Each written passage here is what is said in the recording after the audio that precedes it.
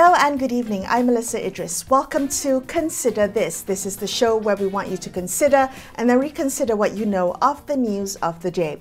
James Elder is a spokesperson for the United Nations Children's Fund, Unicef. He has been in Gaza twice the past 6 months, having returned from the latest mission in early April. He joins us now to give us his first-hand account of the impact the war in Gaza has had on children and families. James, welcome to the show. Thank you so much for joining us today. I'm glad that you're here, and I was hoping to start our conversation with maybe a quick overview of your role in UNICEF and why you were recently deployed to Gaza. What were the objectives of your mission, James? What specific responsibilities did you undertake while you were there? Yeah, hi there, Melissa. So I'm UNICEF's global spokesperson. So in the last couple of months, I've been in Sudan and Ukraine and, of course, Gaza. So it's those areas where children really are under the most intense fire. And it's often areas where journalists can't get access to, or not as much access as we would like them. Now, unfortunately, Gaza is at the pinnacle of that, both in terms of horrors occurring to children on a daily basis, which is very much UNICEF's work. We are an organisation that works on the front lines in countries around the world, but also, of course, where media is restricted to access, in this case, completely blocked. That is foreign media. There are, of course, very, very brave Palestinians reporting every day, and we're seeing large numbers of those Palestinian colleagues on the ground being killed. But foreign media is unable to report there. So UNICEF, whilst I have colleagues on the ground doing things like delivery of water and nutrition and child protection and tents and medicines, my role is to try and go in there and see what's happening to children, try and decipher in this kind of world of, truth being the first casualty of war, get a real sense of what is happening to children in Gaza. Both to try and share the world and to try and bear witness to this, and also, to be honest, Melissa, to give a sense to Gazans that they are not forgotten.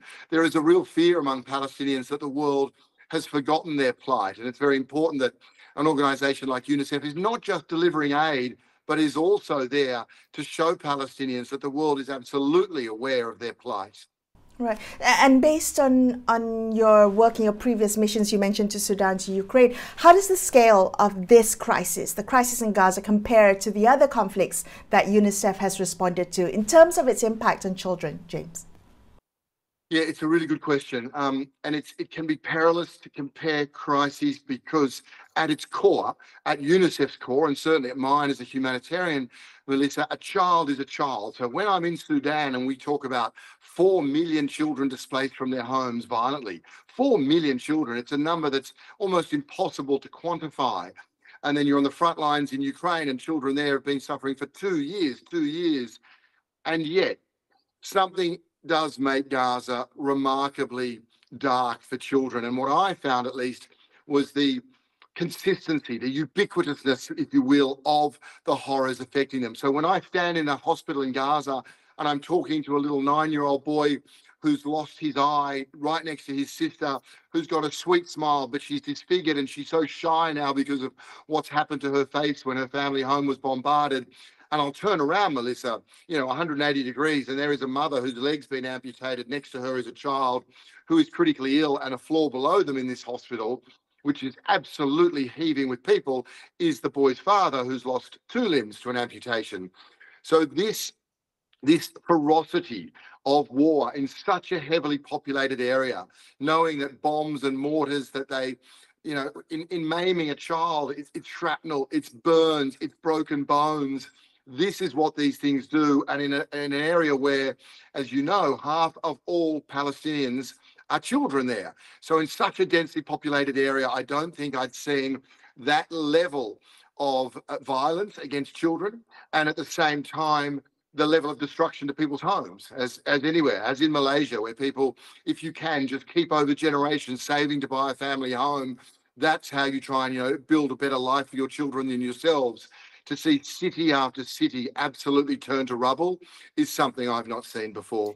Where did you go within the Gaza Strip? Were you able to travel during the recent mission? I mean, I'm wondering how the conditions vary across the different areas, maybe in the north and the south. Yeah, and they really do vary, and it's unusual because being Australian, you're very used to going from a city to a city with hours in between. In Gaza, you go from a city to a city with barely a blade of grass in between, such is the compact nature of it. So if you break it in Gaza almost into three parts, the south, the middle, and the north, as Gazans do, the south now has 70 to 80% of the population. So you have a city in the south that had 250,000 people, and now it's got 4 or 5 times that. It's got twice the population density of New York City, but no one lives in high rises. So it's just families who used to live in 2, 3 bedroom homes, apartments, houses, now living in tents. Thousands and thousands of these strewn on streets, on beaches, wherever they possibly can. That's the South, this incredible overcrowding of people, 20,000 people in a single hospital simply taking refuge. So the South is where people who've been displaced 3 or 4 times, who saw their home destroyed, who went to a place that was told they'd be safe and had to move again. So they've seen their coping capacity, psychologically, economically, absolutely smashed. And they're in the South, and in an area we might come to, Melissa, because the South, of course, is where there are still threats of a final offensive, which would be catastrophic for children. The middle area then is Gaza City, and so the middle area is where a smaller number of people are trying to hold out, if you will. There's this great lack of water and sanitation and food.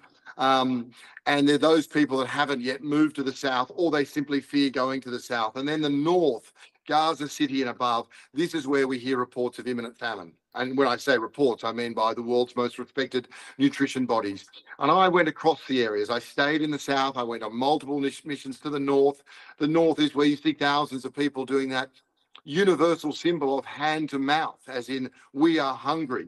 The north is where I went to hospitals and saw mothers hunched over children who were skeletal, that's severely malnourished. And yet the north is also where there are crossing points 10 or 15 minutes away where you could change the game on this nutritional crisis if we were allowed to get more aid in. So the north has the most dangerous nutritional crisis for sure. But the north also, Melissa, has people who didn't have the financial means to move to the south. So they were already in a fragile position, and now they've seen homes shattered, food denied, water access. When we talk about the south for water, we're talking about one toilet for around 900 people, one shower for 3,500. You imagine for a teenage girl queuing all day to use a shower. So it's denial of aid, denial of safety, and a denial of dignity, to be honest. So you, throughout the Gaza Strip, I'm just wondering, your previous mission was in November, and your most recent in March. How does the current situation in Gaza compare to your previous experiences there? What has changed? Yeah, it's somehow things just get worse. And if I'm asked on any given day, how are things changing, unfortunately, that is the standard, straightforward, honest answer. Things continue to get worse. And why? Of course, because the war hasn't stopped, because families have not had a chance to breathe, because aid coming in has not been sufficient, because bombs keep falling, because hostages are still hidden there somewhere. So all these things cumulatively for the people of Gaza mean that they get worse day after day. Now, certainly, some very, very visual things when I went back. When I was in the south, there was something called Nasser Hospital, the second biggest hospital in Gaza, and I went there almost every day, talking to incredibly brave health staff, watching them do 24, 30-hour shifts, seeing the sheer number of wounded children come in, talking to families, meeting children, learning this ridiculous acronym, Wounded Child, No Surviving Family, something I never thought I'd hear. Gaza has many things you don't ever expect to hear, and one of them is that you're talking to a child who's wounded in war and their entire family. Dozens of people were in a house when it was bombed. Their entire family is gone. So Nasser Hospital was a constant for me, and it's in a city called Khan Yunis. And Khan Yunis is a big city. And when I went back to Gaza 4 or 5 months later, or 4 months later, Melissa, Khan Yunis almost doesn't exist. I mean, it's just rubble everywhere you turn, corner after corner. It's a very hard thing to capture even on camera, because it's 360 degrees. Everywhere you turn around is another home, another building, another hospital destroyed. And so that level of devastation, which is not surprising, but it's still quite hard to fathom after 4 more months of war, that was something that was a very marked shift for people. And it all fits into this idea that people, they're exhausted. I can't overstate the way that Gazans, their community strength. They'll open their house. You've already got 6 families living in your home. You open it to a 7th. You're down to your last piece of bread. They are literally breaking that bread with someone else. But families are exhausted. To think when I sleep in Gaza and you hear the bombs, land nearby, Melissa, I have no military expertise, but we know there are 2,000-pound bombs and your whole building shakes. And I feel like I'm lying in a coffin. And I just think of children 100, 200 meters away, and they've been doing this night after night. What does a parent say to a child with that level of bombardment? So in the 3 or 4 months since I went back, a level of exhaustion and mental fatigue as well is setting in on people. I'm particularly concerned about the reports of famine. You mentioned imminent famine, but we see evidence that it's already taken hold, particularly in the north. Talk to me about the nature, the level of food insecurity that you observed throughout the Gaza Strip, and where aid is not reaching, where aid goes to, whether aid is allowed, and how that's contributed to the starvation. Yes, well, exactly. The thing that gets argued about time and time again about, how many trucks are coming in and what denials and restrictions, and we all get caught in this war of words. But as you rightly allude to, the fact is people are living in, whether it's famine, whether it's imminent famine, these are technical terms that don't matter to people on the ground. What does matter to them is that they have had a massive denial of access to food. Plant crops have been destroyed. Water systems to feed those crops and to nourish those people have been destroyed. In the north, we've been able to get a fraction of the food that we normally would. So to use some numbers, before this war, around 150 trucks of food went into Gaza, of food, 500 trucks overall of food. Now it's about 60.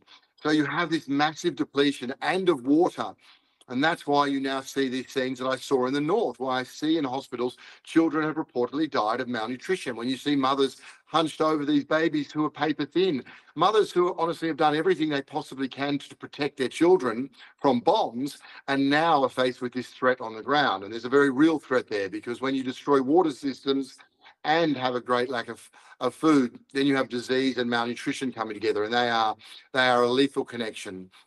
So the north simply requires that much more food aid, and the south, everyone simply goes without. I don't think they have the imminent famine in the south, but again, you have poverty. You have people can't afford to buy anything that is available.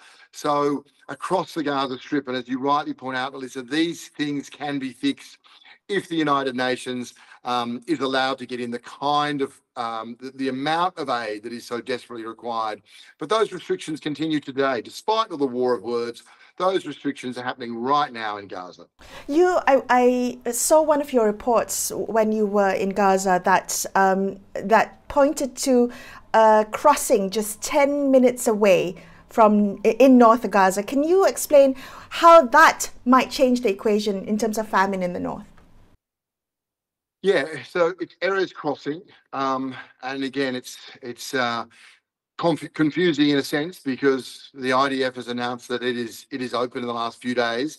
If you bring in 50 plus trucks a day through that crossing, or dozens and dozens of trucks, you change the game. It's 10 minutes away from people in hospitals, from people doing that universal symbol of hand to mouth. What has happened for the last 6 months is that the United Nations has had to use a crossing in the very, very south, in Rafa. Now, that might only be 40 or 50 kilometres, but when you're driving past 1 million people, when you're driving in an active war zone, when you're driving in an area where aid workers have been killed, many quite recently, 200 across the course of this war, that is very, very, very difficult to do. And there's a game to this. The United Nations can't do aid deliveries at night time, and so often we get restrictions up until 2 o'clock in the afternoon, knowing we won't get enough time. Now, if you open the access point properly in the north, then those kind of things can be solved. But we are only talking about that in the last few days, at the same time where there's still talk about a military offensive in the south, where that one crossing is. At the same time, you have airdrops, you have it coming in from the sea. These things can be helpful, but they can be a distraction. You have every single piece of aid and medicine and food that Gazans require just across the border. We have to be clear that it's because of deliberate restrictions why that hasn't come in, and why we suddenly need ships and airdrops. Airdrops are usually used when there's a natural disaster and your road network of 300 kilometres is cut off. Here, you're talking about a matter of kilometres. Right. I want to go back to something you raised a bit earlier about malnutrition, the severe malnutrition that children are suffering in Gaza. I think a lot of us hear the word, but we don't understand what that actually does to the body and the mind of a child. Can you elaborate the particular vulnerabilities of children in conflict zones to malnutrition, the consequences of prolonged malnutrition on their health and their development? Yeah, look, Melissa, it's horrible. It's something when you see a child in that state, you can't ever get it out of your head, much less for what the mother or the carer is going through. So when a child gets severely malnourished, what will literally start to happen is their body will start to seek nutrients from itself, almost, eating itself, if you will. And then there's a complete breakdown of muscle. And then finally of organ failure in a tiny child. Tiny children, babies, 3-year-olds, 4-year-olds are of course the most vulnerable based on their age. So that's the metabolic process that starts to happen when we had cases in the north of children dying of, say, dehydration in a hospital. That means that child is so malnourished that the medical staff are unable to get a tube in. They will probably have tried through the head, tried veins in the arm, but the body's so constricted they can't. So it's incredibly invasive, incredibly distressful. And in those cases ended with that child dying. And when you have a child who is malnourished, even if not at the severity that I just explained, when they are severely malnourished, they are about 10 or 11 times more likely to die from a simple childhood disease that all other children will bounce back from. And that's a very real concern. And that's a concern that Unicef has been making for months, that this destruction of water systems, denial of food, devastation of sanitation systems, this creates a perfect storm for disease on the ground. And we're seeing that. We're seeing 20, 30 times the rates of diarrhea that we saw a year ago. You get disease on the ground without the sanitation that parents should have access to, and malnutrition. That is a perfect storm. And that's when you start seeing deaths on the ground that match those horrors coming from the sky. And the children who have been orphaned in the war as a result of the ongoing conflict, who, as you pointed out, the acronym WCNSF, the Wounded Child No Surviving Family, what happens to them, James? What immediate risks and challenges do these children face when there's no adults looking out for them? Yeah, no adult, and still in a war zone. It segues into even the mental health of children, that Gaza is not a place for children right now. But of course, it's home to more than 1 million children. How does a child start to recover in that war zone? We are, as a child psychologist said to me, in uncharted territory when it comes to the kind of trauma that children are enduring. So, look, there are amazing non-government organisations, SOS Village and so on. Unicef works in terms of tracking children who've lost all their family. There are community structures, which I say are immense there. But of course, that child, we're also talking about families who have a lethal lack of food. So if you're taking a child and absorbing them into a community structure, you can see why that child's even more at risk, nutritionally, psychologically. What they are meant to then try and manage through at a time when they need the most incredible support. I mean, some of these children, Melissa, I never forget all these kids. I never forget. But if I share one, a little boy, Mohammed, because when I met him in that NASA hospital in Khan Yunis, there's not many rays of hope in Gaza, apart from when you sit with families, because you just get that privilege of understanding the steeliness and the warmth that they exude despite what's happening. But Mohammed was a ray of light, because I walked in at a hospital and full of injured children, and Mohammed had clearly been injured in a bombing, and you could see burns on him, but he was okay. I was so used to seeing horrendous wounds, and Mohammed he gave me this little thumbs up, right? He just pushed through the pain of his burns an unsolicited little thumbs up to me. And there was just something about that spark in that little boy. And I thought, wow, you're going to be okay. And then the adult explained to me that Muhammad had been the best student in his class and showed me these photos of him receiving all these awards. And you just see this spark going, okay, you're a special little boy. And I thought, okay, I'll take that. I'll take one slice of good news and another horrendous day here. And I was speaking to the adult, who I assume was his father. And at some point, that adult explained, oh no, Muhammad's entire family, mother, father, brothers, sisters, aunts, uncles, grandparents, were killed. This adult didn't know Muhammad. He was from just the village. And so now Muhammad would have to recover from that. Muhammad, like many of these wounded children, no surviving family, was not yet aware of that news that awaited them. What tends to happen to children who survive terrible conflicts like these, James? I mean, we are, as I say, in uncharted territory when it comes to injuries of to the mental health of children. Certainly, unfortunately, UNICEF, by virtue of having been on the front lines of many wars for a long time, we know the longer something goes on. So that's a big part. It's another reason we call for a ceasefire. But the longer something goes on, the more a child is exposed, you have every type of potential impact to them emotionally, obviously, socially. There's very good research in terms of an economic argument as to what a child, when they become an adult, is able to actually contribute. Their earning capacity. There's research in that. So, and it's another compelling argument. If we haven't had enough in terms of principle, just practice. I mean, it's such a young population in Gaza. And any demographer will tell you, Melissa, you get a young population and give them the right skills and the right education, the right opportunities, and it's a demographic boom. But the absolute reverse of that is happening right now in Gaza. And as you pointed to earlier, the IDF is in midst of preparing its first steps for a ground offensive in Rafa in the south of Gaza. What are your concerns, James, if there is an assault on Rafa? Almost too many to mention. I mean, there will again be a discussion about moving people, but I've seen these areas. There's nowhere else to go, and there's no provisions being made. You know, there may be space on a beach for 1 million people, no, and there's no sanitation. So you're moving people, I guess, who have already had all their coping capacity smashed to an area without the basics of food, water, sanitation, and remembering, you know, calling a safe zone when Israel calls place a safe zone. There is a legal obligation not just to make it a safe zone by not bombing it, though we know that's happened. A safe zone must also have the elements to survive: food, water, medicine. And that responsibility sits with Israel as the occupying power. So there's no provision for that. 2/3 of hospitals are completely devastated in Gaza. So around 10 out of 36 are partially functioning. So at a time when Gazan children need healthcare more than ever before, they have less access to it. So that's if populations were somehow able to be moved around. But of course, not everyone can. There are very wounded children in hospital. I always look at elderly people. I know UNICEF is children.